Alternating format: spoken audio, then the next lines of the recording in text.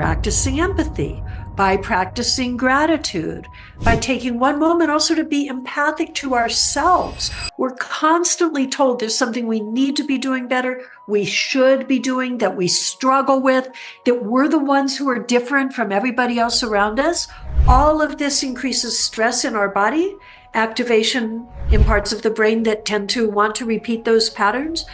We begin with having empathy for ourselves.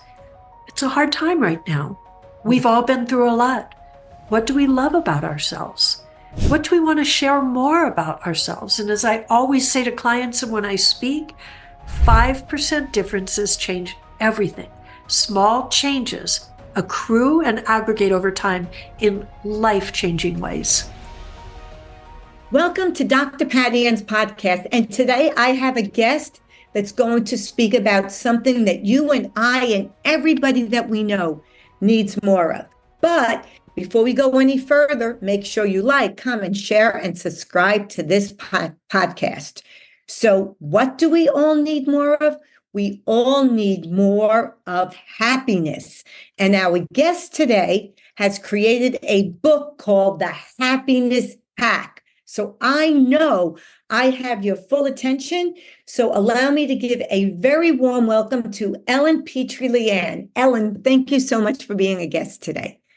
Thank you so much, Patty. It's a pleasure to be here. And hello to all listeners out there. Thank you. So Ellen, everybody seems so miserable today. Yeah. What the heck is going on?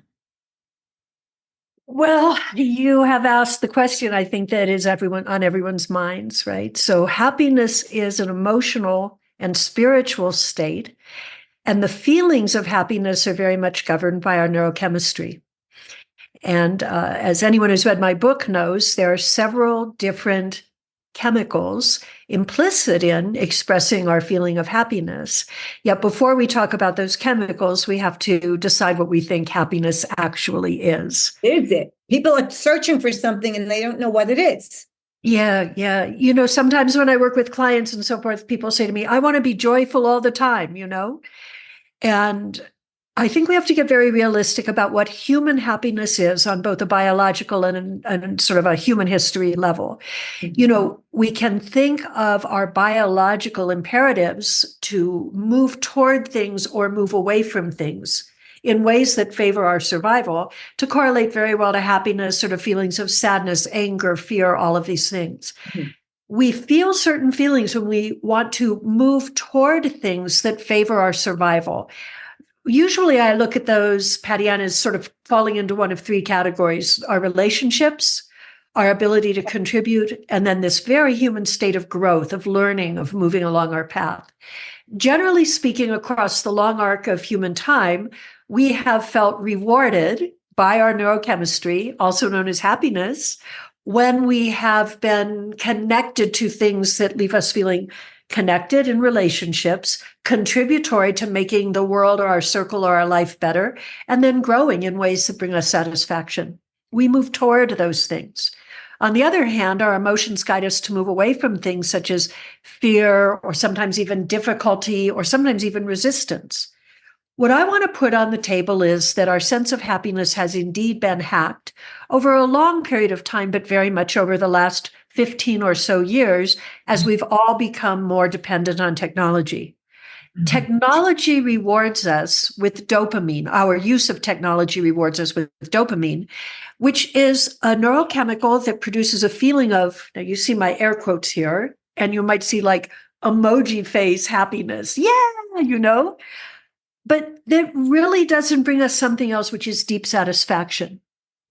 So my belief is that in the culture we have created and that we all participate in, we have traded our pursuit of true life satisfaction in many ways for the dopamine jolts of immediate gratification that we get through technology use, checking things off list. You know, if A equals X and B equals C, then, or B equals Y, then C equals Q. Hey, I got the answer, you know. These immediate short-term rewards have in a way cheated us out of the pursuit of life satisfaction. Now, how does that feed into the polarization and all of these other things? You know, everything that happens neurochemically is chemical, right? Right. And we all know from chemistry that chemicals break down. The chemicals associated with linear pursuits, dopamine guided pursuits, motivation and reward, seeking things that give us that immediate jolt of, yay, I did it, or crushing it, or 400 likes, whatever it is. Those chemicals actually break down into chemicals correlated to the rise of stress, the accumulation of stress in our bodies. And this shows up in a very interesting way. And Well, then, hang on one second, Ellen. How do those chemicals break down? What happens? Is there an interruption? no, it's just a chemical process. Like all chemicals, the chemicals tend to be a little bit active and can change as other chemicals interact with them over time. The dopamine spike is a very short-lived high feeling. We've all felt it, Dopamine motivates us in ways that are really important. Dopamine isn't bad. Dopamine helps us regulate hunger, regulate other sorts of drives. It's a component in attraction, in the chemistry we might feel with the person. It also gives us the fuel we need to get through difficult things. But dopamine gives us a reward that chemically in the body, with time, breaks down into things related to cortisol and so forth that tend to store in the body. And then they also... Cortisol, for the listeners, everyone knows that's the stress hormone. Yes, thank you. Thank you so much. So yes, it's just the chemical breakdown. And then those chemicals actually have an effect on a very important little organ in the brain that's called the hippocampus, or more appropriately, there are two of them, hippocampi, called that way because somebody thought they looked like little seahorses. But those are actually the organelles in the limbic system of the brain that help us deregulate from stress. And with too much tax on those little organelles, we become less able to decouple from stress, which means we are more reactive, which tends to get us into, needing to be right, which always leads to fight, and which tends to polarize us rather than connect us to the people that we interact with in our daily lives. Okay, so you said earlier about polarization. Mm-hmm. Tell me how that plays out, and does the whole concept of tribalism play into this? Well, I'm very careful with the word tribalism because Okay. I think we have to all be really respectful for the language we use and not to appropriate. But here's what I am going to tell you, and then we'll come back to it. All long-standing human traditions, so people who survived things like the Ice Age, I should say human societies, the harsh deserts of the Kalahari in southwestern Africa, some of the harshest conditions. There are human clans that have survived for more than 100,000 years, more than 40,000 years, through hardship that I only want to speak for myself. I could not probably face for 24 hours. Mm-hmm, mm-hmm. And in all of them, there was a core belief. There are a couple of core beliefs, but one of them is that we only exist to complete something larger than ourselves, whether that is our connection and combination with other people or our connection with the world. So those human societies all share something in common, and that is less emphasis on the individual, more emphasis on the combination with other people and other systems. So it's really important. They also tend to organize around equality of the genders and certain other principles that are different than what we live in now. Transport ourselves to this time, which for hundreds, even thousands of years, we have been conditioned to more of a competitive and dominating way of working, where we are looking to find where we fit in with one another. That's a very... What's the society? What is the societal influence that created that shift? I believe... Was it going from the farm to the Industrial Revolution, or what was it? Well, I think there's sort of two major inflection points and then a few more after that. The first one is after some decimation of some very healthy and flourishing cultures about 4,000 years ago. The Greek philosophers, the Greek fathers, came up with, we can master nature through the life of the mind. And we have been on that separating trajectory ever since. There was a huge inflection point to that about 400 years ago at the time of Descartes, which is why people often talk about, the modern age began with Descartes saying, I think, therefore I am. Mhm. And so at this point, the life of the mind took yet another trajectory. The life of the mind, as we define it in Western culture, is largely left hemispheric thought. It's the linear pursuit of outcomes. It is if-then scenarios. It is Rational, there's a question, logical. there's an answer. Mhm. In this, we cut ourselves off from the balance of the vast, sort of hard to pin down, more creative force of the right. And I believe that in the last 400 years, we've seen an acceleration, Dr. Patian, of what I call mental climate change, which is us losing some of the capacities, the balancing capacities of the right hemisphere as we increasingly reward behavior associated with the left. Important to mention, left hemispheric rewards are more associated with the dopamine cycle, whereas the right hemisphere rewards are more associated with the serotonin cycle, which is more about long-term satisfaction. Okay, so talk about, so I know they say, well, my understanding is, and you might correct me because you're the expert, that the number one way to increase happiness is gratitude, right? To be grateful as opposed to, there's like, I can remember my mother saying, there's always going to be people that have more than you. There will always be people that have less than you. So be grateful for what you have, which doesn't mean that you can't want more, but don't be resentful of that. And Yeah. I feel, and I'd like to know your thoughts on this. I feel like the whole, and now it's gone to influencers, but the whole reality TV, right? I'll just tell you my opinion. The ridiculous, stupid, keeping up with the Kardashian crap that people watch, the Real Housewives of Beverly Hills. And I don't want to insult anybody. I know everybody likes to relax differently, but I feel like that has played a huge role in people being angry, feeling like life isn't fair. And I don't know if it's cutting them off from the right side of the brain, but there doesn't, when I go into someone's beautiful palatial estate, right? I say, this is gorgeous. Good for you. Good for you. Yeah. I don't feel jealous. I don't feel like this isn't fair. I feel like good for you. If I'm going into their home, they're probably a friend, somebody I like. I don't begrudge them that. Right. But I feel like reality TV has played into that. I don't know. Can you speak to that and its impact on Love happiness? to. If you think, I grew up with nothing and I just looked at what people had and I'm like, my question was always, how do you get that? How do you do that? Right. I want that. How do you do that? Yeah.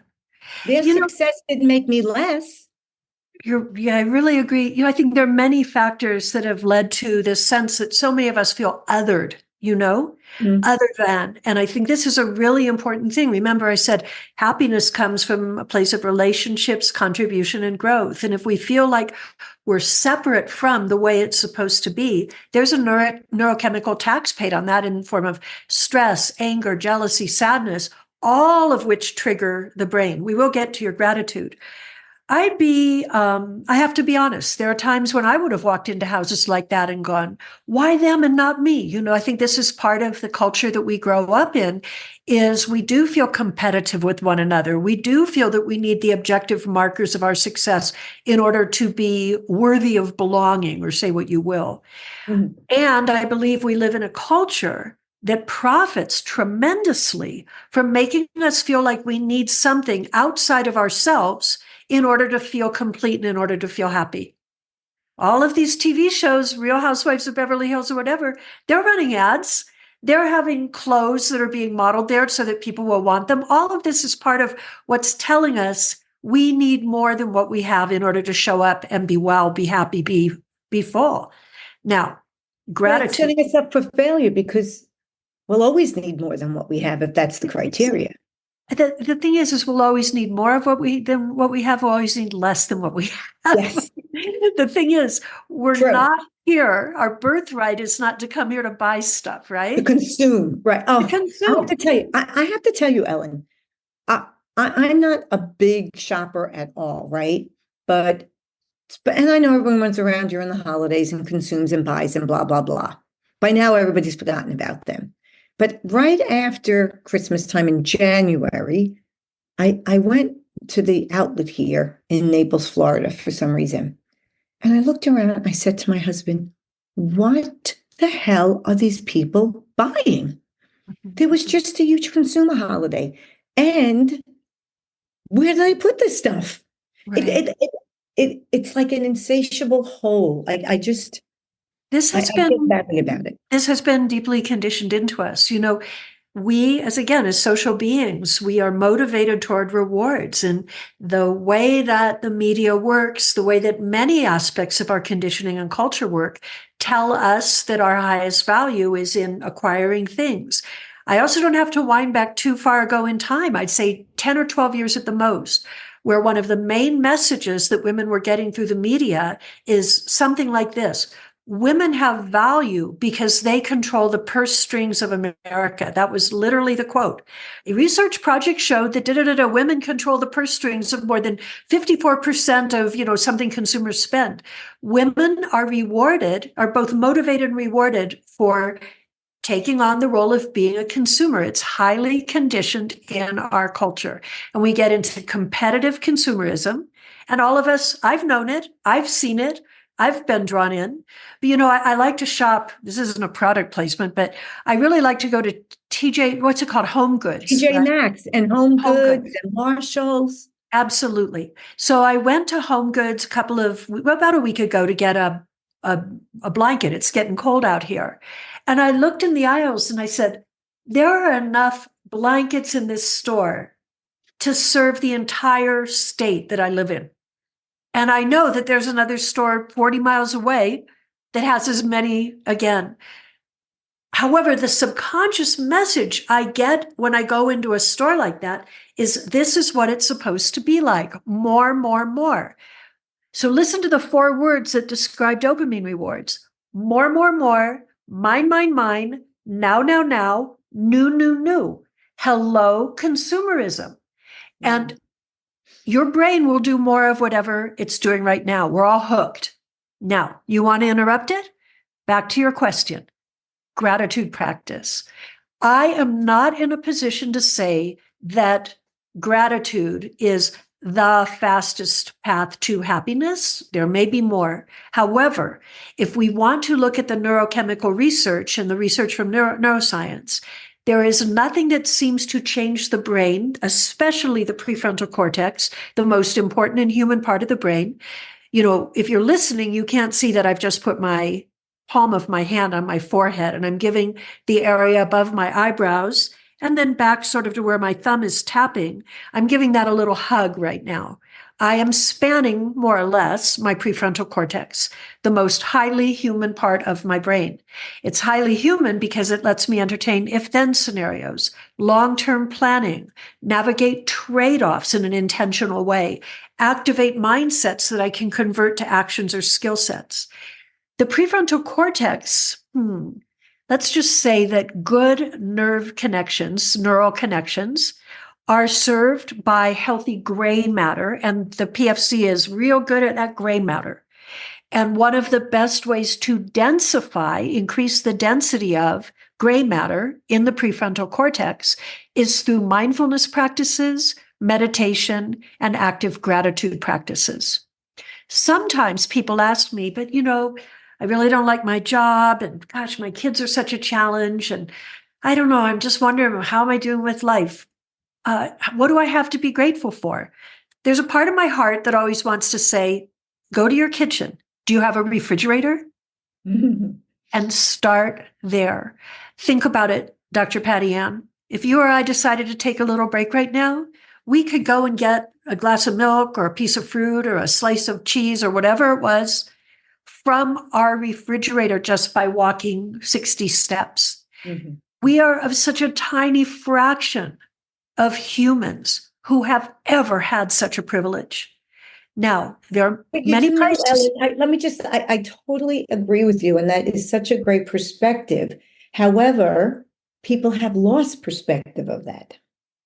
Of course, because we're being told there's something more, mine, now, new. We need all the time in order to go, okay, once I get that, then I'll be happy. Right. Okay. You know, there's a beautiful phrase in Spanish. Can I say it? Sure, please. It's so great. I only learned this a few months ago. It's like this. No hay camino al paz. Paz es el camino. And what that means is there is no road to peace. Peace is the road. And the reason that hit me so hard is you can put a lot of things in the place of peace. There's no road to happiness. Happiness is the road. There's no road to gratitude. Gratitude is the road. Now check this out. There's no road to anger. Anger is the road. We choose. And, you know, like Steve Jobs said, I worked at Apple for a long time, way, way back in the day. He would always say that. When Steve Jobs was alive? Oh, very much so. Oh, yeah, the 80s. The journey is the reward. When what we appreciate in our lives appreciates in our lives, it's that simple. That's not some new age saying. It's like, listen, your brain will do more of whatever it's doing right now.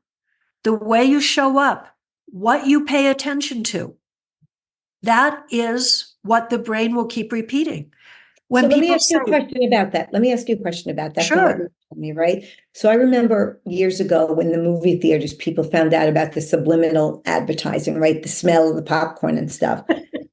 How much free will do we really have, though, in terms of what we pay attention to? Because it seems as if we're being directed into what to pay attention to, right? There's a sale, 50% off, 2 for 1. Who the heck knows if it's 2 for 1? Who the heck knows what the original Who made up 2 for 1? Who, you know, only, like I love these things, only $4.99. Only, what does only mean? Who got to decide? Dr. Patty Ann, this is an argument that is very active in the realm of psychology, science, neuroscience, you call it. Do we actually have free will? Some quantum physicists say we don't. Some say we do. Who am I to say? All I know is that based on my life experience, by me intentionally committing to the things that matter most to me, the things that would have distracted me otherwise have become less and less important, less and less interruptive. There were times when I was, we've all been consumers. There were times where before I would walk into a grocery store, I would repeat to myself 4 or 5 times, you don't need a thing. I'd have a list. You don't need anything that's not on the list. I had to retrain my mind using my prefrontal cortex and practices that are available to all of us just through intention. I really feel that I changed my distractibility. If you ask me right now for $1 million, where is my phone right now? I'd have to pay you $1 million. Sorry to say. I think it might be plugged in the laundry room. It might also be on the kitchen table. I don't really know. I saw the addictive patterns that technology was drawing me into. I witnessed the price I was paying for that in stress, distractibility, being really too motivated by stuff happening that was noise rather than signal to myself. And over time, I just spent less and less time near my phone. Last thing I'll say, if anyone wants to challenge themselves to begin this change at home, there's a very easy way to begin. Do anything other than use your phone for the first 20 minutes every day. Just do that. 20 minutes. Do anything. And you go on your computer? I don't. No, I'm asking you. The point is to decouple from technology for the first 20 minutes of your day. Go to the technology you already have, which is your true self. You will change so much with time in your focus and resistance to distractibility. Okay, so Ellen, I have to ask you a question. I'm going to go back to the early days of Silicon Valley and Steve Jobs. Did you have any indication back then, right, in the embryonic stages of all this stuff, that the addiction to technology, which really is a deconnection from ourselves, from empathy, from caring, right? So it's almost as if the more I talk about communication, we've never had more ways to communicate, and we've never been more disconnected, right? Right. Was there any sense that it would lead us to where we are now? Were there pivotal moments where it was like, wait, hit the pause button? I mean, we know, and I'm not slamming anybody, but it seems like now we know Facebook had algorithms that Oh, yeah, they knew were addictive? Like, can you speak to us about 100%. that? So if we go way, way back to the early days, like in the 80s, the thrill that people were feeling about how these tools would liberate us. And really, Steve would talk about them as bicycles for the mind that would free us to travel farther more efficiently so that we had more time to do the things we loved. Right. At that time, we were very naive about the unintended consequences, which was that, again, the dopamine reward cycle of, my God, look at this spreadsheet. What if I turn this to that? Would completely, well, not completely, that's hyperbolic, would begin to change our minds, would contribute to the acceleration of that mental climate change and put our brains more skewed to the left, out of balance. By the time the iPhone was here and other technologies related to it, we had a very good idea, or when I say we, I mean, kind of writ large. Silicon Valley had a very good idea that there was a price being paid for our increasing dependence on technology, even to the point where Steve Jobs would not let his children, his 3 kids, use the iPhone at home. Now, by the time Facebook had started, it was much more than that. With Facebook's early rise, there had already been a psychological and neuroscientific neurochemical map made that showed how to keep people in an infinity loop. For those who are listening, I'm making an infinity 8 sign in the air to keep them on that loop, constantly raising the stakes so that people would literally get hooked by the technology. And this was a codified and publicly available system that was available and used across Silicon Valley. In fact, one software design firm had, for a minute in time, maybe a year or something, this tagline: "We redesign minds." This was deliberately addictive use of motivation and reward chemistry. So what has happened to the neurochemical connections in our brain?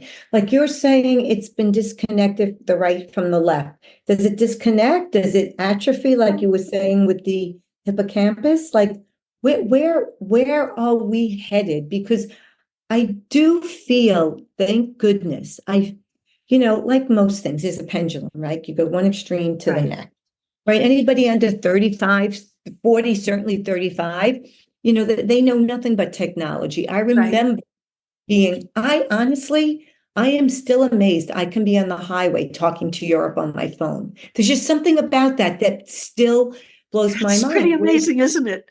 It is. I was on the Merritt Parkway talking to Saudi Arabia once because I was doing a keynote over there. I got home and said to myself, I can't believe this. Like it's absolutely miraculous in a way. Miraculous. We couldn't be doing this without it, right? Exactly. And yet, the unintended consequences, but I do feel like the pendulum goes from one extreme to the other. And I get the sense, even just having this conversation, that it's starting to swing back. I feel like people have started to frighten themselves with how, I'll say disconnected, but I'll also use the word unempathic. So speak about that lack of empathy, how that impacts our own happiness, how it impacts the happiness of the people around us. Well, first of all, I want to come back to a question that you asked a moment ago, because I don't want to suggest that we're disconnecting our brain. But remember that one thing that's fascinating about the hemispheres is that when a region in one hemisphere is activated, the corpus callosum, which is sort of that information superhighway between the two hemispheres, tends to inhibit or reduce activity in the mirror hemisphere. So if we're spinning in this part of the right, it's going to quiet down in this part of that was the left. It's going to quiet down in this part of the right.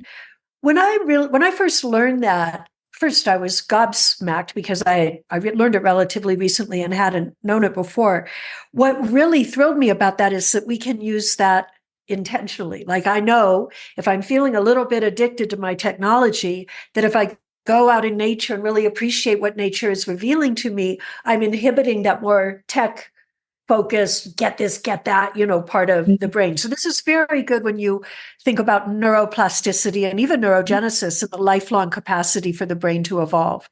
So I am not in a position to say what goes permanently offline in the brain and what just goes to rest. But there is a lot in our brain, even if we haven't used it in a long time, that we can invite to reactivate by, intentional thoughts and balancing practices and so forth. But now let's get back to empathy. And by the way, that impacts how we can learn after a stroke.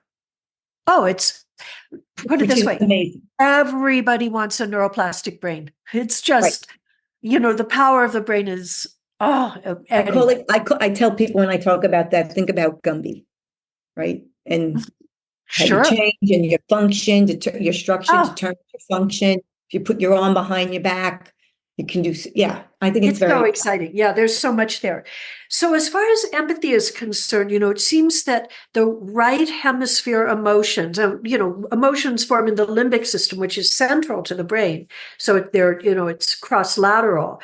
However, when we look at the neurochemistry of things that would have to do with empathy, they tend to be more associated with with production in the right hemisphere. Things like there could be serotonin, there could be oxytocin and vasopressin, which is the male version. And remember, none of these things are quite as binary as boom, we're slicing down right the middle of the brain. This is more they're tending toward this. So as your brain will do more of whatever it's doing right now, as we increasingly activate the left hemisphere, is it possible that it becomes somewhat harder to access certain capacities of the right hemisphere because they are less activated and somewhat inhibited by the functions on the other side? Is it possible that it becomes harder because of that to be empathetic? My answer is yeah, absolutely. Every single day. How do we get it back? By practicing empathy, by practicing gratitude, by taking one moment also to be empathic to ourselves. We're constantly told there's something we need to be doing better, we should be doing, that we struggle with, that we're the ones who are different from everybody else around us. All of this increases stress in our body, activation in parts of the brain that tend to want to repeat those patterns. We begin with having empathy for ourselves. It's a hard time right now. We've all been through a lot. What do we love about ourselves? What do we want to share more about ourselves? And as I always say to clients and when I speak, 5% differences change everything. Small changes accrue and aggregate over time in life-changing ways. Mm-hmm. So tell us, Ellen, how did you get into this whole brain business? That's such a good question. I've always loved biology, but I really think that working at Apple and those early years at Apple were so extraordinary. Oh, excuse me, are you an engineer by education? No, I'm not. I'm not trained as an engineer. I'm actually trained in, if I look at my degree is in international business. But I always have been very kind of a little bit technical and nerdy, although I wouldn't have had the words to do that. But I've always I was kind of a maker as a little girl. I like putting things together. And my dad ran a machine shop, and I love to go to the machine shop. So technology, when I saw early on, well, put it this way, I never learned to type in college because I was told if you learned to type, you'd be asked to be a secretary. And there's nothing wrong with being a secretary, though that wasn't what I wanted to be. Right. And so I didn't learn to type. When I sat down my first day at Apple and looked at that keyboard, I'm like, they're going to figure me out. I had, but the minute I saw what some of these little shortcuts were able to do, I was in. And I actually became quite technical. My first job at Apple was to write about the technology from information taken from engineers in ways that people could understand. So I learned a lot. My jobs at Apple became... Were you writing for Apple for like their manual, or were you writing for publications? No, it was more like for, I would say, international marketing, and especially very specifically information on selling our products, like helping people understand the value. What you do. Okay, the value. So when somebody tells you we have a 128K ROM with PROM, all of this stuff in there. Well, why does that matter? Now I can write it. This means more memory. Memory lets you do this, that, the other thing. So I did actually hold some technical product management jobs at Apple. I had an affinity for understanding the technology, but I am not an engineer. Mm-hmm. So how did I come to neuroscience? The time at Apple, I learned so much. I was always challenged. I always felt like there were opportunities to grow, and I made an assumption that it would be like that at every other company that I worked for. My experience was it was not. Concurrent with that, How long were you with Apple, and where did you go after that? I was with Apple for about 9 years and then consulted afterward. And in the years after Apple, I had my own technology consulting practice on digital technologies, which I sort of launched at Apple. And then I had started a family. So I was working part-time for my own consulting practice while raising my kids. Mm-hmm. And as I worked with these different companies, I'm like, what is going on here? They're nothing like Apple. And I became curious, like, about the psychology of that, which Mm-hmm. led me to neuroscience. And after that, there was no turning back. Mm. Interesting. Very interesting. What would you say is the biggest change in how people view technology today? The chain, oh, well, From when it started. yeah, from it being an empowering tool to us becoming its tool. Mm-hmm. So at the time, we looked at these new technologies as instruments of liberation. We were going to be more human because of them. Today, we obey these tools in a way that I feel often is deeply dehumanizing. It takes away some of the very capacities that Steve Jobs had dreamed the Macintosh would unleash are the capacities that we have sacrificed to spend more time staring at the machine, obeying the machine. So instead of us controlling the tech is controlling us. How do we get back to what is the word I want to use? Here's the word. This just feels right. How do we get back to humanity? Yeah. This is a question that I often ask is how do we rehumanize ourselves? Right. Another way of saying it. Exactly. Yeah. Yes. Well, I mean, and I'll tell you, one of the biggest examples of how we're so not human is just a simple road rage. Somebody cuts you off. Okay, it's annoying, it's rude, but oh my Lord, do you have to get out of your car and, right. like these little slides, somebody cuts a line in front of you at the Oh, grocery store. absolutely. We're so triggered to react. Well, Dr. Patty Ann, I think when I listen to the way you're speaking and the themes that you're bringing up, they're really aligned with something that is the path back. And that is we have to remember we are part of something much bigger than just our individual linear lives. That is actually, I think we're all rebelling against the prison that and by the way, I say that with total respect to people who have had experiences with incarceration, loved ones, who are incarcerated. So maybe that isn't the right word, but we are all to some extent imprisoned right now by what society has told us that we must be at this time, which is a pretty, direct frame of how we're supposed to be in the world that is a subset of who we really are as humans. Mm. So again, it all comes back to how do we show up in presence and true care in our relationships? How do we decide for ourselves, not because someone told us this is what we have to do, what a worthy contribution with our life is? A lot of times with my clients, let me just say something real quick. It's not so much what you do, but even how you do it, right? Mm-hmm. Mm-hmm. Look at road rage. I get cut off. I have people sometimes beep at me. These things happen. What am I learning from that rather than how am I reacting to it? And then, so it's relationships, really true contribution and growth. We must feel connected to something larger than others, and our society others us in ways that make it harder to do that. Okay, so earlier, before we got online, Ellen and I briefly chatted, and I always ask if there's anything off limits, and she very graciously said no. And I said, we won't go to politics because let's not do it. I don't want to waste anybody's time. But I tend to not go to religion, but I do have to ask you this. Mm-hmm.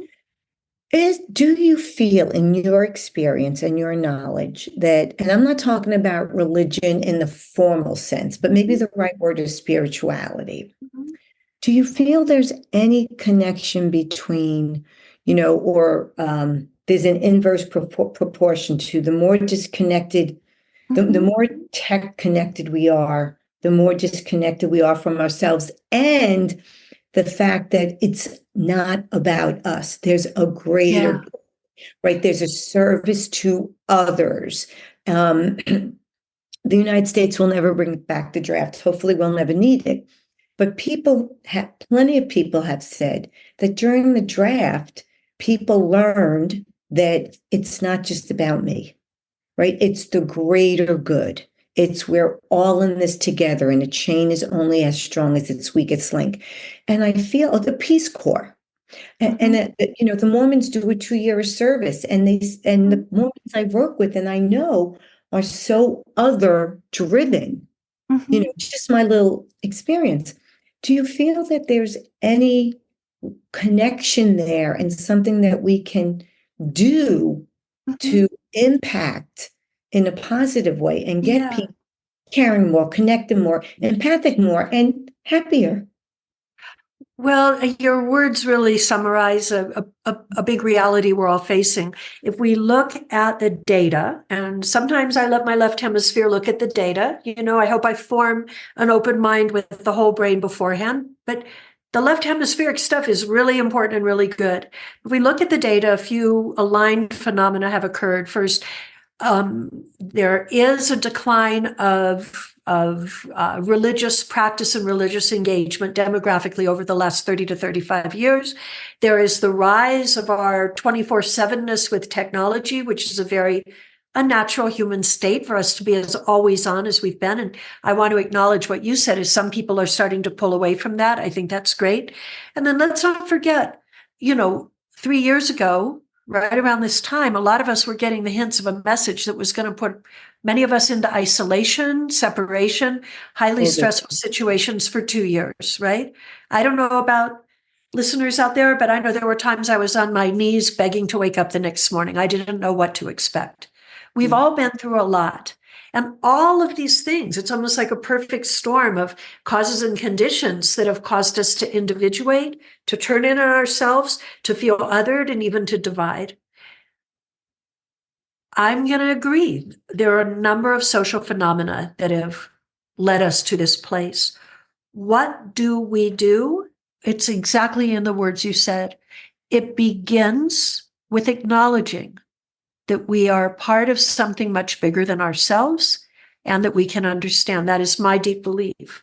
I have friends in my science community who will look at me like I need, to go to get some treatment because I believe that way. But more, Really? oh, very much so. In science, materialistic science is this is all there is. And who knows? None of us know, right?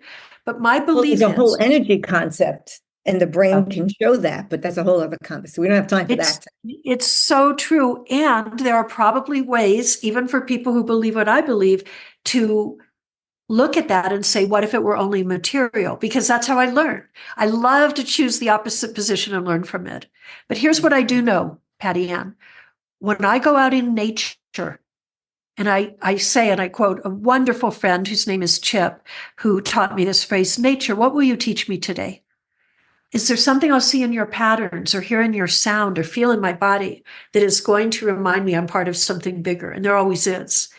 When I look at ancient history, when I look at how long surviving humans have survived, when I look in the eyes of a child or watch, the love that occurs between a parent and a child, when I see old people on a bench holding hands, when I smell, I live in New Mexico, we have a state smell here, roasting green hatch chilies. When I smell roasting green hatch chilies, these are the sacred moments. When I pray, which in my way I do, when I praise, which in my way I do, when I learn and grow, these all tell me that I am part of something bigger or more beautiful than I will ever understand.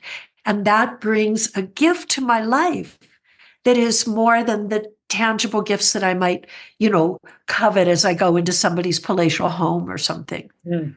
I love that. Okay, so I'm just trying to be conscious of the time. So I just want to ask you one more question, and then I want Sure. you to without any humility, I want you to promote yourself and tell people where they can go learn more about you. Here's my question.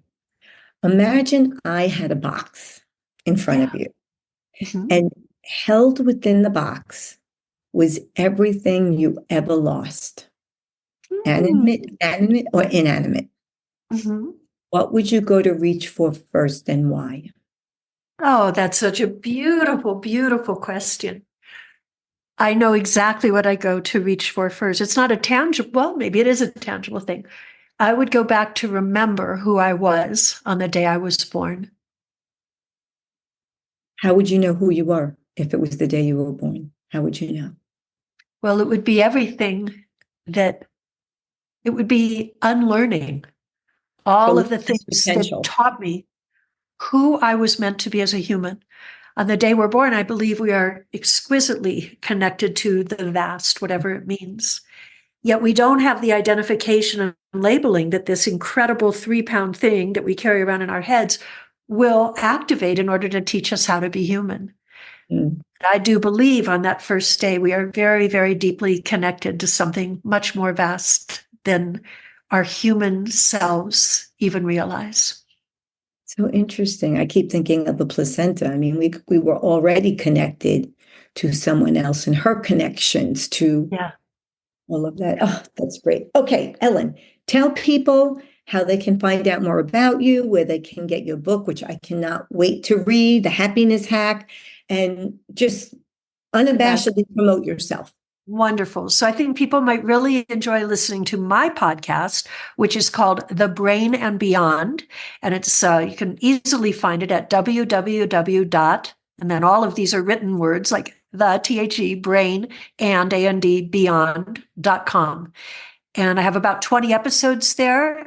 Some of them are really about functions and capabilities of the brain, and some of them are conversations with really interesting people who are living life with the type of principles that I believe folks who listen to your show will connect with. You can also go to my website, which is ellenleanse.com. So ELLENLEANSE.com. And on both of those websites, there are easy ways to learn more about me and also to message me if that's what you wish to do. That is great. Thank you. Thank you so much, Ellen, for who you are and all the good that you're doing for the world. And Your to you message is as well. thank you. Thank you, Your Dr. message, Patty Ann, and thanks for a great conversation. thank you. Everybody does really need to have more happiness, what you help the world with. So I truly thank you.